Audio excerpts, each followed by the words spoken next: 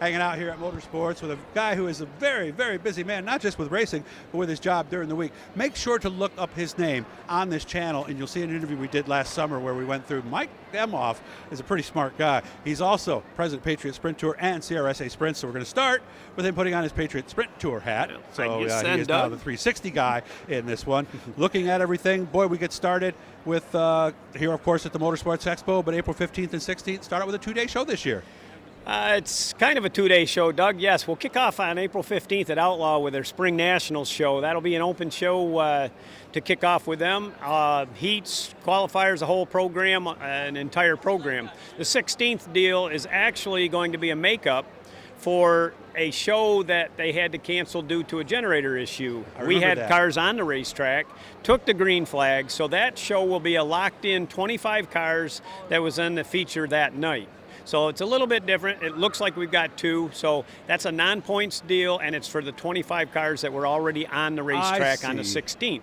So that's how we go from there. Yeah, so 15th is a full point show, and then that one on the 16th is not. And I see we also have a non-point show at Ashweekett Speedway. Actually, should be three of them. Three of them, yeah. And they're that's all probably Canadian just because of the nationals, border, right? Yeah. Well, part of it is it's all Canadian nationals that did not get run because of the pandemic, right. And so they asked. We collaborate with them and work with them every year, and so. We still have an issue on how the border crossings are going right now, so I told them I would be more than glad to put them on our schedule. They will be no-point races. So great money, great purses, great facility. Hopefully the guys can go up and race them. Hopefully we can go up there, as I've been assistant director ever since Doug Leonard took over as the race director, and so we always enjoy that weekend. Okay. Looks like the schedule's a little trimmed down this year. Oh, sometimes they say less may be more. Yes, I've heard that. Let's take a look at what our world is in right now. Fuel cost, tire cost, availability of things. I took a real close look at all of that. I know me personally with my business, what am I faced with? I've got race teams that need to get to racetracks. I think my idea is going to pan out. We always hope that we're making the right ideas, so we trim the schedule. It's going to be pretty exciting, in my opinion. Right now, there's 11 dates. I still have one track sitting on a date, looking to maybe make an even dozen for our 20th year with the Patriot Sprint Tour. Nice. Every event on that schedule will pay a minimum of $3,000 to start. We have some $4,000, some $5,000, of course, Canadian Nationals at $10,000. And to win, yes. Yep, that's to win. Okay. Oh, I said to start. Yeah, wow, that would be wow, you're really paying the price. Man, I'm kicking it up. Now it's to win, good catch. It's so minimum $3,000 to win, and the point fund. You'll have to run all the point races, but there's only 11. There's only 11, so yeah. So you run 11 shows. Interesting. Or even if I rain out some shows and can't make them up, I'm still going to pay this point fund. It will go $5,000, $3,000, $2,500, $2,000, $1,500, and $1,000 to anybody that makes all point shows. Very good. So for some of you guys who maybe don't want to travel as much but still want to follow a series, this is something you might want to think about. Now we're going to have him literally change hats, and we're going to switch over to CRSA. By the way, PatriotSprintTour.com is how you can find out more about that. CRSASprints.com is how you can find out more about that. See how I professionally filled time while he was changing his hat. Looks like a few more dates here, and got a nice range of tracks we're going to. Certainly do. I think we put together a real nice schedule for the 305 teams with CRSA this year. We race at least twice, if not 3 times in each month.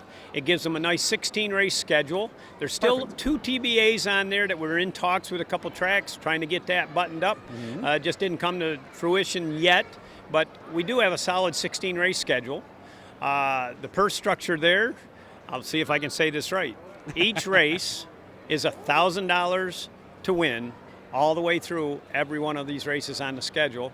And I think you talked to our reigning champion, our 4-time champion, Jeff Trombley, and he'll let you know there. I think his check last year was $2,500 for the championship, and had guaranteed them at the banquet that I would pay at least that $2,500 again to the champion. So we're trying to move it up a little bit, and I think it'll be a good program. Of course, I see him a lot at Land of Legends. We run 305s out there weekly, and I've always said, if you didn't know that if you just came in and you saw the cars in the track, a lot of times you wouldn't know if there were 305s or 360s, would you? The 305s have really stepped up the program. We've learned a lot in cam technologies and things like that. And for you avid sprint car fans that use a stopwatch to check the races and not just watching the race, you'll find out that these 305s are only a second slower than a 360 in the overall time.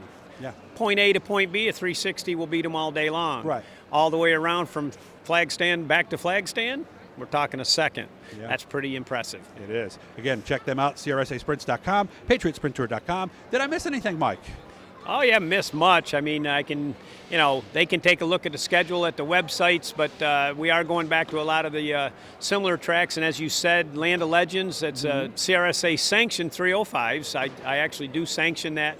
They're all members with our CSRA program. And you can catch us. We did add a new track this year. We will be with the 305s at Outlaw this year. Oh, okay. So we're going to toss June them in 10th. on June 10th and get a chance to race at Outlaw. So we've got a couple challenge events against the regulars at Land of Legends. We go back to Fonda 3 times. We catch Utica Rome 2 times. We're in the Southern Tier. Thunder Mountain has stepped up the program. We're at the mountain to kick off the season. Then we run one in the middle there for the 4th of July Independence Day and their huge fireworks program. We also have an August date with them.